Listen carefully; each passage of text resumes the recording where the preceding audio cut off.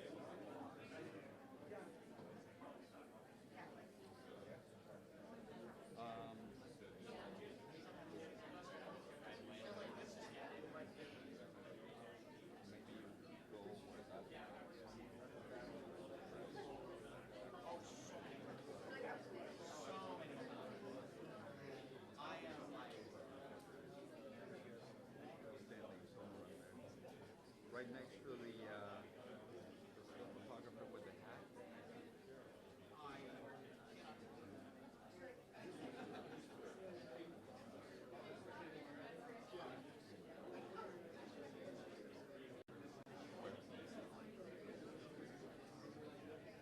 I'm sure I belong to somebody. I will not be.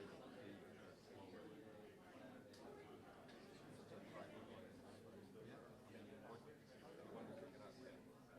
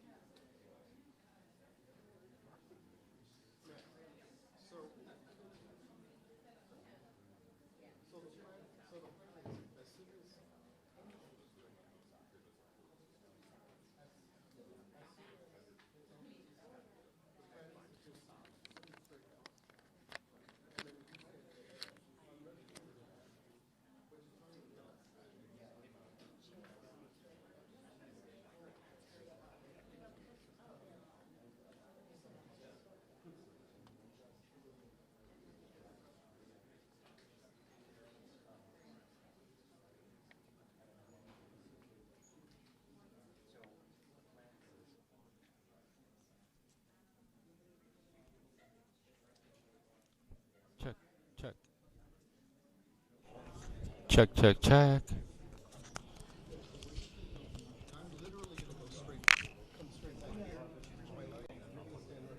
Check one, check one, check one.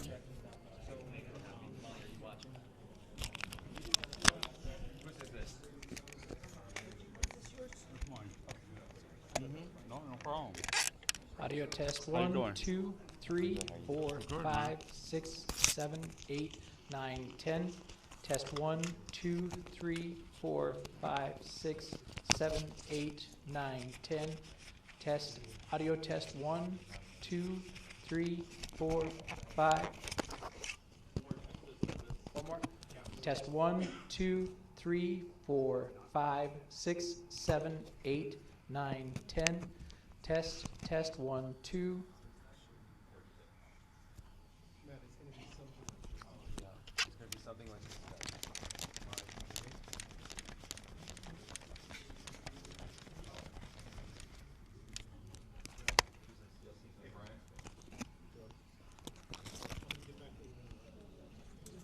Sorry, I guess it's going back. It's okay. Let me just make sure that this is not. There you go.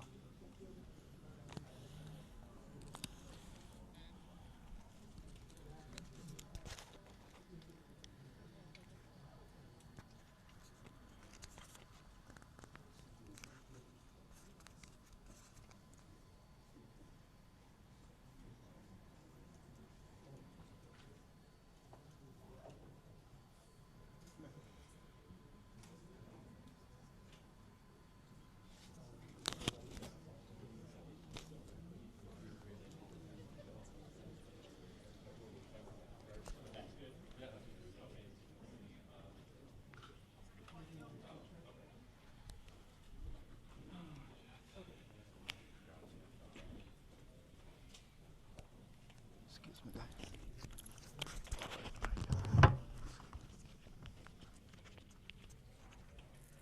Excuse me, guys. Let me go drop this over here.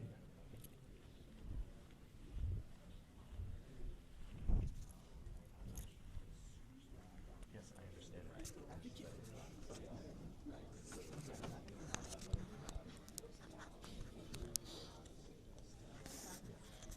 You can wear it if you want. Yeah, I was like, just Yeah. doing it right signatures on the thing.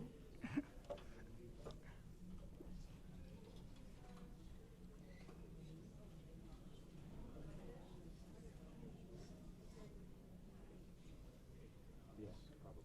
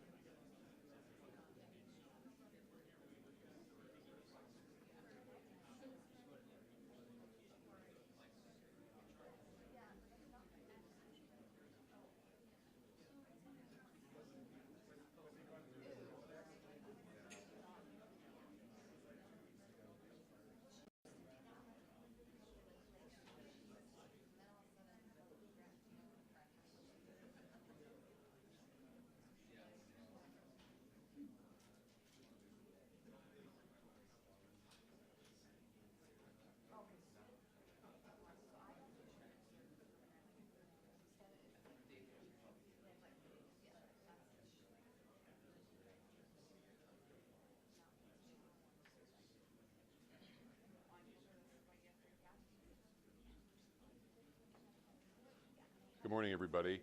Don't go live yet.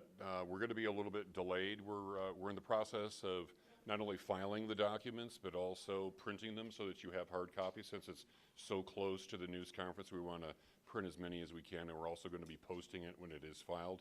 But unfortunately, that means that the news conference is going to be delayed probably another 10 minutes or so. So we just ask for your patience as we continue to get that process going and completed so that we can continue and Jeff can appear before you. Again, to answer some of your initial questions, Jeff is the only one who's going to be speaking. He will take questions afterwards. He will go through the charges and list them for you, and then we'll open it up to questions, and we'll try to do it as orderly as we can. So we appreciate you being here, and we appreciate your patience as you go through this process with us. We'll be right back with you.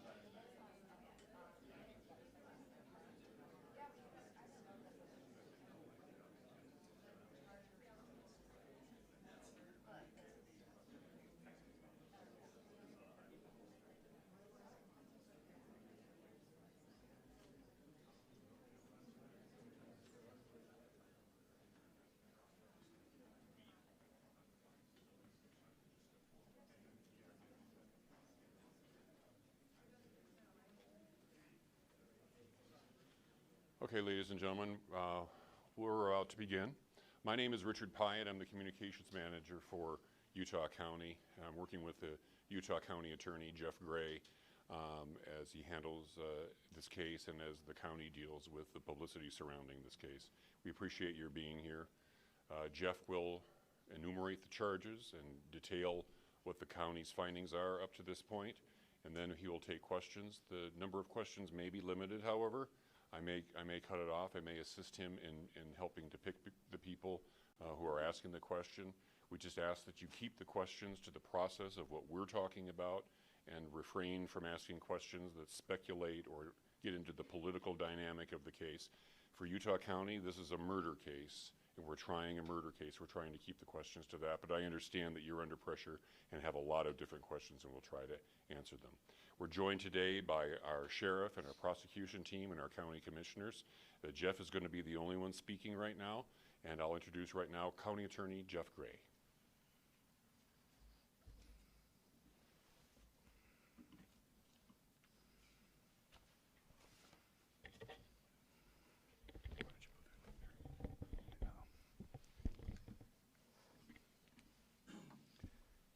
The murder of Charlie Kirk is an American tragedy.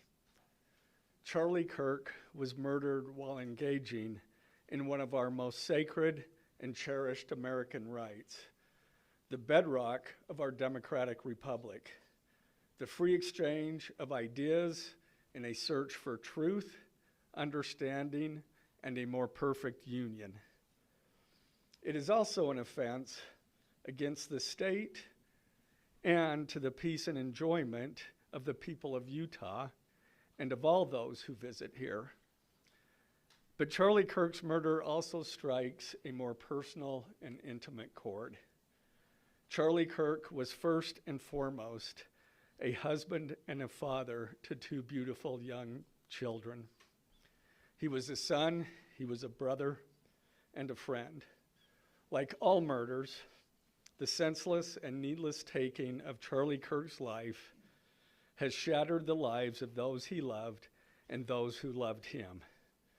To Charlie's wife, Erica, his two young children, his parents, his family, and his friends, I express my sincere condolences and offer my heartfelt prayers on your behalf.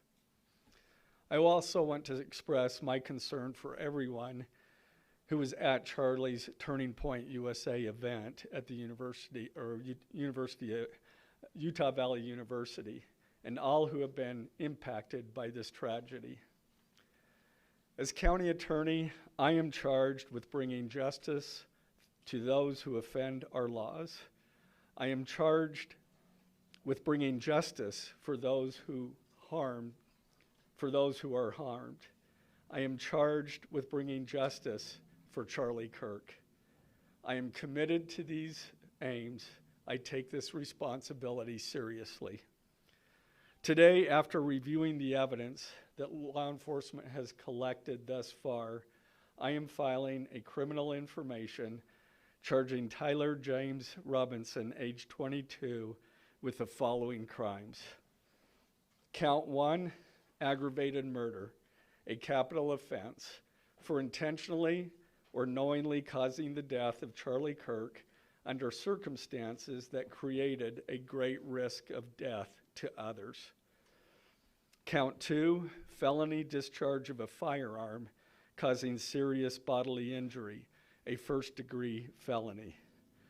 The state is further alleging aggravating factors on counts 1 and 2 because the defendant is believed to have targeted Charlie Kirk based on Charlie Kirk's political expression and did so knowing that children were present and would witness the homicide. The state is also charging defendant with count 3, obstruction of justice, a second-degree felony for moving and concealing the rifle used in the shooting. Count 4, obstruction of justice, a second-degree felony for disposing the clothing he wore during the shooting. Count 5, witness tampering, a third-degree felony, for directing his roommate to delete his incriminating texts. Count 6, witness tampering, a third-degree felony, for directing his roommate to stay silent if police questioned him. And count 7, commission of a violent offense in the presence of a child, a Class A misdemeanor, for committing homicide knowing that children were present and may have seen or heard the murder and did so based on Charlie Kirk's political expression. Also, following the press conference, I am filing a notice of intent to seek the death penalty. I do not take this decision lightly, and it is a decision I have made independently as county attorney, based solely on the available evidence and circumstances and nature of the crime. Because we are seeking the death penalty, the defendant will continue to be held without bail in the Utah County Jail. Turning to the 10-page information, these are the allegations. On September 10th, 2025, at approximately 12:23 p.m., Charlie Kirk was shot and killed while speaking to a large crowd on the campus of Utah Valley University in Orem, Utah. Police found the suspected murder weapon, a bolt-action .30-06 rifle, nearby. Over the next approximately 33 hours, police conducted a manhunt for the shooter until the evening of September 11th, 2025, when Tyler James Robinson surrendered to police at the Washington County Sheriff's Office. DNA consistent with Robinson was found on the rifle's trigger. After shooting Mr. Kirk, Robinson hid the gun, discarded the clothing he wore when he fired the rifle, and told his roommate to delete incriminating text messages and not talk to police. Children were present at the time of the shooting. The shooting. Turning Point USA, a nonprofit organization founded in 2012 by Charlie Kirk, organized a public outdoor event to be held at noon on September 10th, 2025 at UVU. The event was the first in a series of similar events to be held at college campuses nationwide. Mr. Kirk is a well-known conservative activist, famous for these type of events, where he discusses various political issues and debates with audience members.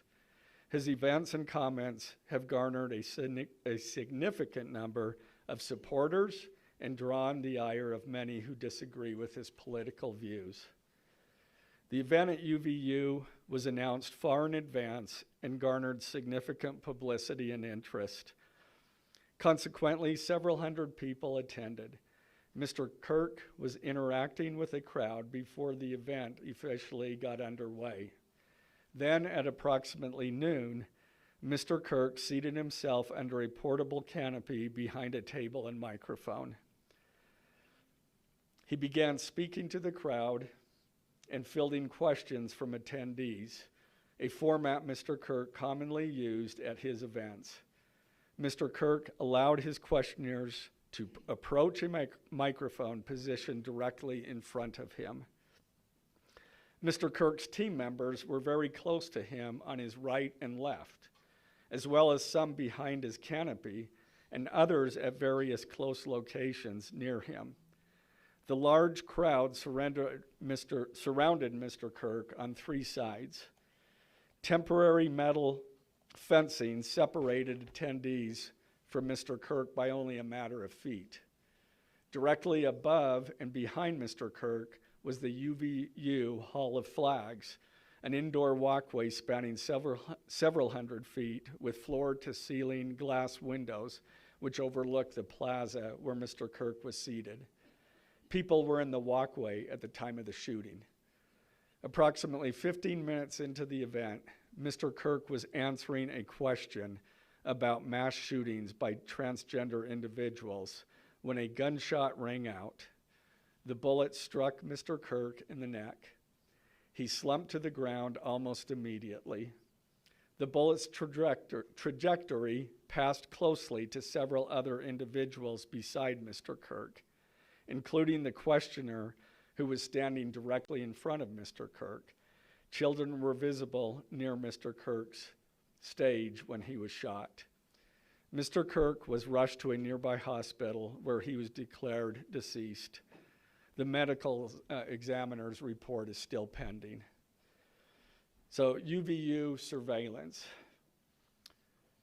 So at the moment of the shot, a UVU police officer was watching the crowd from an elevated vantage point. As soon as he heard the shot, he began to scan the area for threats. Believing the shot came from a rifle because of its sound, he looked for potential sniper positions. He noted a roof area approximately 160 yards away from Mr. Kirk as a potential shooting position and rushed there to look for evidence. The suspected shooting position is adjacent to an open, publicly accessible walkway. To access the suspected location, a person must climb over a railing and then drop to the roof only slightly below. The UV officer climbed over the railing and down onto the roof. He then walked to the suspected shooting position and confirmed a clear shooting corridor between the position and Mr. Kirk's seat.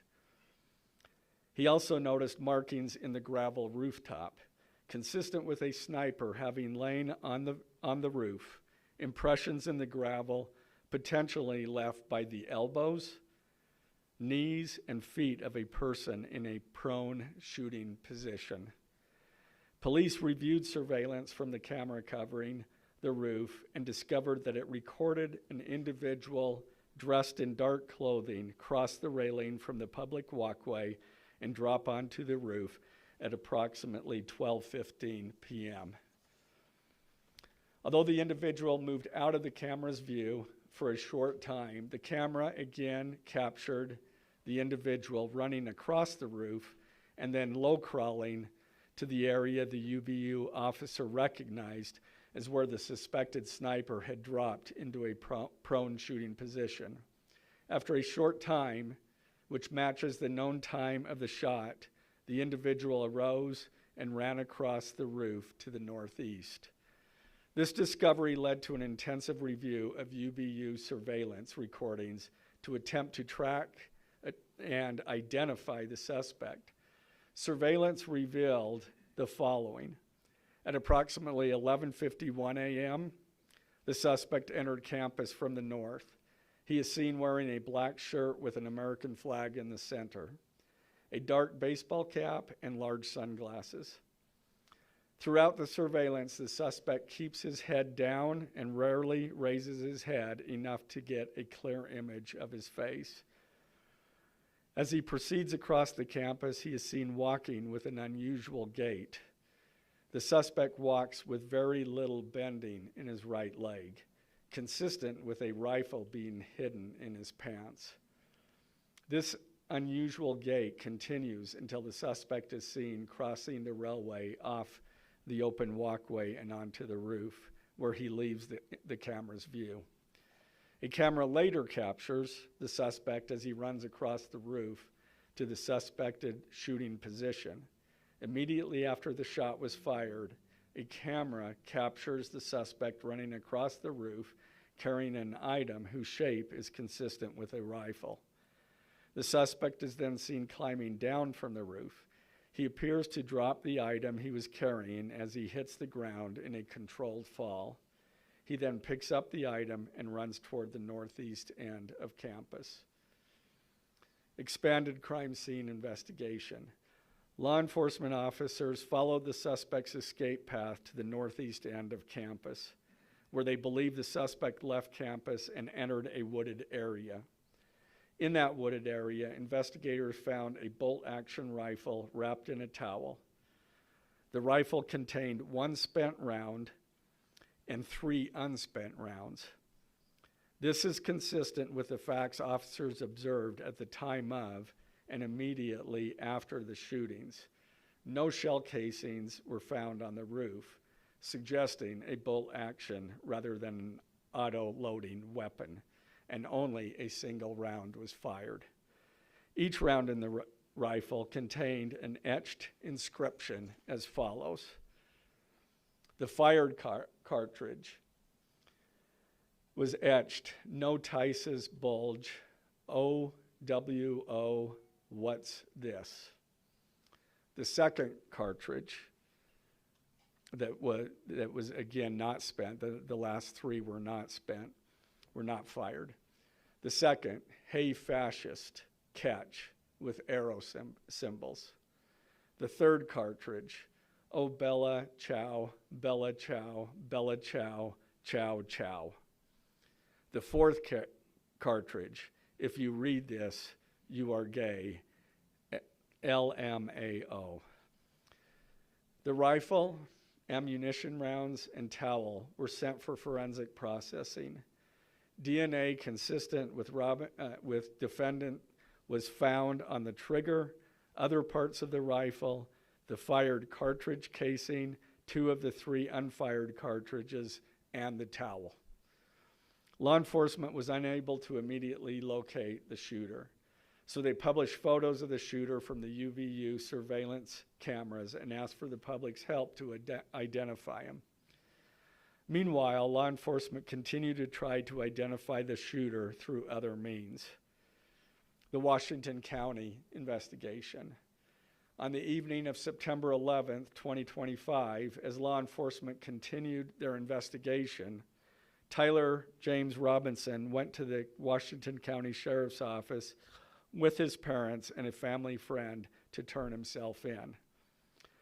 Robinson's mother stated that the following to police. On September 11th, 2025, the day after the shooting, Robinson's mother saw the photo of the shooter in the news and thought the shooter looked like her son. Robinson's mother called her son and asked him where he was. He said he was at home sick and that he had also been at homesick on September 10th. Robinson's mother expressed concern to her husband that the suspect shooter looked like Robinson. Robinson's father agreed. Robinson's mother explained that over the last year or so, Robinson had become more political and had started to lean more to the left, becoming more pro-gay and trans rights oriented. She stated that Robinson began to date his roommate, a biological male who was transitioning genders. This resulted in several discussions with family members, but especially between Robinson and his father, who have very different political views. In one conversation before the shooting, Robinson mentioned that Charlie Kirk would be holding an event at UVU, which Robinson said was a stupid venue for the event. Robinson accused Kirk of spreading hate. Robinson's father reported that when his wife showed him the surveillance image of the suspected shooter in the news, he agreed that it looked like their son. He also believed that the rifle that police suspected the shooter used matched a rifle that was given to his son as a gift. As a result, Robinson's father contacted his son and asked him to send a photo of the rifle. Robinson did not respond. However, Robinson's father spoke on the phone with Robinson. Robinson implied that he planned to take his own life. Robinson's parents were able to convince him to meet at their home. As they discussed the situation, Robinson implied that he was the shooter and stated that he couldn't go to jail and just wanted to end it. When asked why he did it, Robinson explained there is too much evil and the guy, referring to Charlie Kirk, spreads too much hate. They talked about Robinson turning himself in and convinced Robinson to speak with a family friend who is a retired deputy sheriff. At Robinson's father's request, the family friend met with Robinson and his parents and convinced Robinson to turn himself in. The family friend spoke to police and reported telling Robinson that it would be best if he brought all evidence with him to the sheriff's office to avoid police having to search his parents' home. The friend also asked Robinson if he had any clothes that were related to what he did. Robinson replied that he had disposed of the clothes in different areas. The roommate. Police interviewed Robinson's roommate, a biological male who was involved in a romantic relationship with Robinson. The roommate told police that the roommate received messages from Robinson about the shooting, and he did provide those messages to police. On September 10th, 2025, the roommate received a text message from Robinson which said, "Drop what you're doing. Look under my keyboard."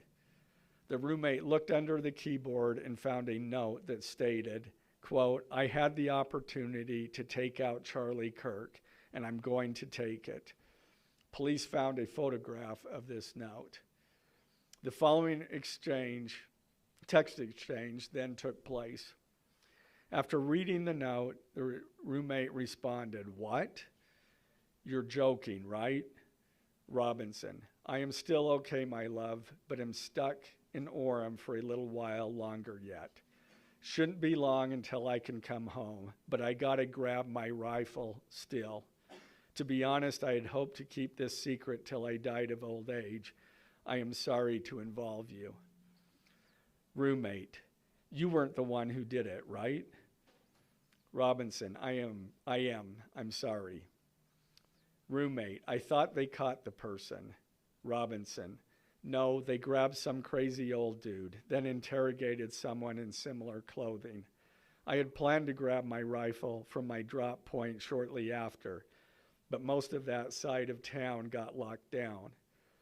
It's quiet, almost enough to get out, but there's one vehicle lingering." Roommate, "Why?" Robinson, "Why did I do it?" Roommate, "Yeah." Robinson, "I had enough of his hatred. Some hate can't be negotiated out. If I am able to grab my rifle unseen, I will have left no evidence. Going to attempt to retrieve it again. Hopefully they have moved on. I haven't seen anything about them finding it." Roommate, "How long have you been planning this?" Robinson, "A bit over a week, I believe. I can get close to it, but there is a squad car parked right by it. I think they already swept that spot, but I don't want to chance it." Robinson again, "I'm wishing I had circled back and grabbed it as soon as I got to my vehicle. I'm worried what my old man would do if I didn't bring back Grandpa's rifle. IDEK if it's had a serial number, but it wouldn't trace to me. I worry about prints. I had to leave it in a bush where I changed outfits. Didn't have the ability or time to bring it with. I might have to abandon it and hope they don't find prints. How the F will I explain losing it to my old man? Only thing I left was the rifle wrapped in a towel. Remember how I was engraving bullets? The F in messages are mostly a big meme. If I see notice bulge UWU on Fox News, I might have a stroke all right. I'm gonna have to leave it. That really effing sucks. Judging from today, I'd say Grandpa's gun does just fine, IDK. I think that was $2K scope. Wink, wink. Robinson again, delete this exchange. Again, Robinson, my dad wants photos of the rifle. He says Grandpa wants to know who has what. The feds released a photo of the rifle, and it is very unique. He's calling me, RN, not answering.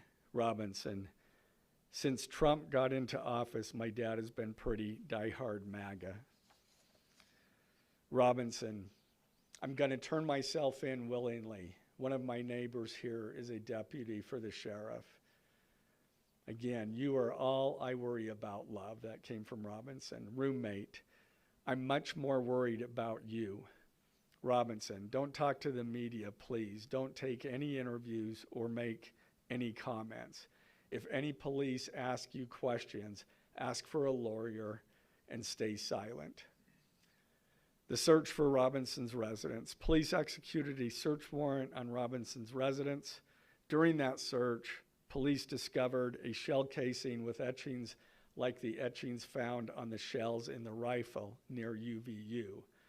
Police also found several target boards with bullet holes in Robinson's home.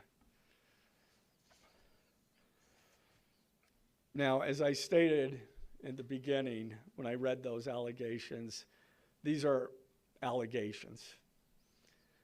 And like the evidence set forth in this statement, those allegations, what you've heard from the media, even from state and federal officials, has not been tested in the crucible of a jury trial. I understand the public's desire to know the facts. My own family members have pressed me for information. Why are we reluctant to share the details of the investigation itself and comment on the case? Because I want to ensure a fair and impartial trial. I became a prosecutor because of my love for the ideals of this great country and the principles embedded in our Constitution. The free exchange of ideas and opinions is critical to this great American experiment, but so too are the protections afforded to the accused found in the Fifth and Sixth Amendments. The right against self-incrimination, the right to a speedy and public trial, the right to the effective assistance of counsel, the right to confront one's accusers, and the right to compel the attendance of witnesses. And perhaps most importantly, under our Constitution, the accused is presumed innocent until we, the state, prove to an impartial jury of defendant's peers his guilt beyond a reasonable doubt.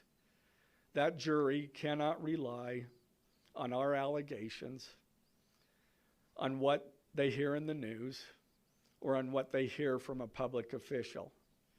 The jury is the sole trier of fact, and they will ultimately determine those facts based on evidence a trial judge has determined is admissible. Again, as prosecutors, we bear the burden to prove guilt beyond a reasonable doubt. But make no mistake, we welcome this burden. I'd like to now introduce my trial team who will be charged with prosecuting the case. This is a veteran and expert team of some of the state's best trial attorneys. Chad Grunander, who is one of my two chief deputies, Ryan McBride and David Sturgill on the far right there. And those two were very much involved in preparing search warrants, did a phenomenal job, worked day and night to see that accomplished well after he was, Robinson was taken into custody. Also, Lauren Hunt, she is one of our special victims prosecutors, and Chris Ballard, my second chief deputy, who will be handling motions. I'm going to explain just the procedural steps. We're not a grand jury. We don't have a grand jury system like the federal courts do. It's a preliminary hearing system. So the arrest and filing of the criminal information are merely the first steps in the criminal justice process. Today at 3 p.m., the defendant will appear before a judge in the Utah 4th District Court for his first appearance to be informed of these charges and to ensure that he has an attorney to represent him. The hearing will be brief. The judge will conduct that first appearance virtually via WebEx. This is not unusual. In the 4th District, all felony first appearances for defendants who are in custody are held virtually. A link to that hearing is available for media on the Utah State Courts X account at Utah State Courts. Now, following defendant's first appearance, he will be entitled to a preliminary hearing. At that hearing, the state will be required to show probable cause that defendant committed the crimes. The purpose of the preliminary hearing is not to determine guilt, but simply to assure the court that the prosecution has enough evidence to proceed to trial. If a judge finds probable cause and binds the case over for trial, an arraignment hearing will be held. At that hearing, a judge will again inform defendant of the charges against him and require him to enter a plea to each charge. The next step following the arraignment is an opportunity for the parties to file any relevant motions and then ultimately the trial itself. This case has generated a tremendous amount of interest across our nation and even the world. The public's desire for information is understandable, but it bears reiterating that this case will be tried in a court of law consistent with our Constitution, not the court of public opinion. Thus, we will only discuss the case with the press occasionally. It will not be a day-to-day or even week-to-week occurrence, but we will only do so in a manner as not to jeopardize the fair trial process. Before I conclude, I want to express my appreciation for the tireless work of our local, state, and federal law enforcement officers. They have an extremely difficult, dangerous, and often thankless job. I'm proud to acknowledge the exceptional work they do every day, and particularly their work on this case. It was truly a marvel to witness. Their skilled work and dedication have brought us to this point. I'm also grateful for the leadership demonstrated by Bo Mason, the Commissioner of the Utah Department of Public Safety, FBI Special Agent in Charge Rob Bowles, Utah County Sheriff Mike Smith, our local police chiefs, and Felice John Vitti, the acting U.S. Attorney for the District of Utah.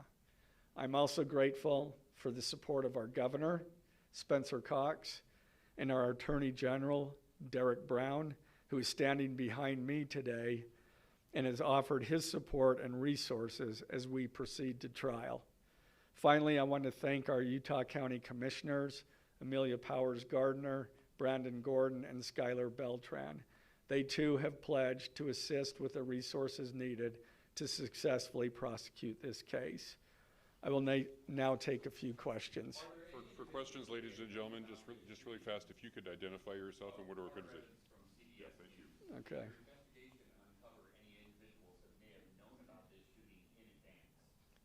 They are still looking into it. It's an undergoing investigation. So is that a possibility? They haven't ruled that out. As Lavendera with CNN, the text message that you exchanged with your roommate, can you kind of give us a sense of, did that happen over several hours? Did it happen before? I don't have that information. Emily Anderson, Stars and Solid Tribune. I know, acknowledging that you made this decision to pursue the death penalty independently, did you hear it also from the Trump administration or Governor Cox's administration as you were working on these charges? I talked to officials from both administrations, but I was not pressured to make a decision. I understood their feelings on it because it was in the news, but we didn't really discuss that. Mr. Gray, Garrett Tenney with Fox News. Do you have any indication that transgender issues played a role in the motivations for this shooter? I'm going to stick to what I just stated in my public, in our information. I think that is pretty much set forth there. Mr. Gray, Ben Winslow, Fox 13 News. Just asking, are you planning to file additional charges against anyone else in connection with this? Again, we don't have any information at this point of additional suspects, but I know that our law enforcement agencies are continuing to follow leads. Mr. Gray, the FBI director today said that you are, quote, or that other people, a number of people are being investigated and interrogated. So it seems that there are people who like to be Yeah, I'm not, Do you believe that the suspect was a lone wolf, or could this be part of a? I can't comment on that. I'm not aware of all their investigation. I just know that these agencies are continuing to investigate this case and follow all leads. BBC News. Would like to know, how does this possibly interface with any federal charges? That's up to the feds.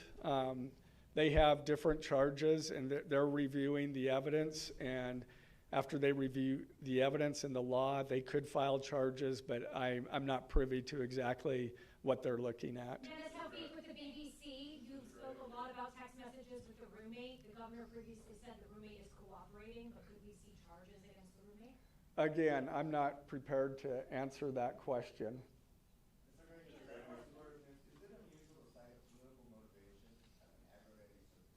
It's part of our code, and so we charge that. For those that aren't of a legal mind, is this a confession to text messages? Is that legally a confession? And is he cooperating since he's been taken into custody? Ultimately, a judge will determine that at trial. And cooperation, has he spoken at all? Has he been cooperating? Since he's served? Again, I'm not going to comment on that. Any statements at all? Okay. What more can you tell us about the suspect's time online that some say radicalized him? I am not aware of that information. It's, again, still under investigation. And has he expressed any remorse so far about this? I am not going to comment on that. Is he continuing to not cooperate? I am not going to comment on that. Mr. Gray, the FBI director has been way out in front in terms of presenting evidence to the public. Your team has been very circumspect, very measured in what they lay out. Has that hampered your investigation and the build-up to this? Well, as attorneys, we typically like to control that information to preserve an impartial jury and a fair trial. Excuse me? I don't have that information. Can you tell us more about what the family may have said in interviews? His father's mother? What the family said is what I provided. Do you anticipate that the defense will try to get this trial moved out of Utah County, and how will you respond to that? That from where? From Utah County. That the defense will be from Utah County? Well, that they will try to get the trial moved to different locations. I couldn't predict what they're going to do. You say any of this suggests that the timing of the shot and the question that was asked out now she didn't transgender, is that more than coincidence? That will be for a jury to decide. Mr. Gray, are you confident that the roommate had no part of this attack whatsoever? Again, I'm not going to comment on the evidence. But the evidence so far, does it show any involvement? Again, I'm not going to comment on other than the facts that or the evidence that we've gathered so far.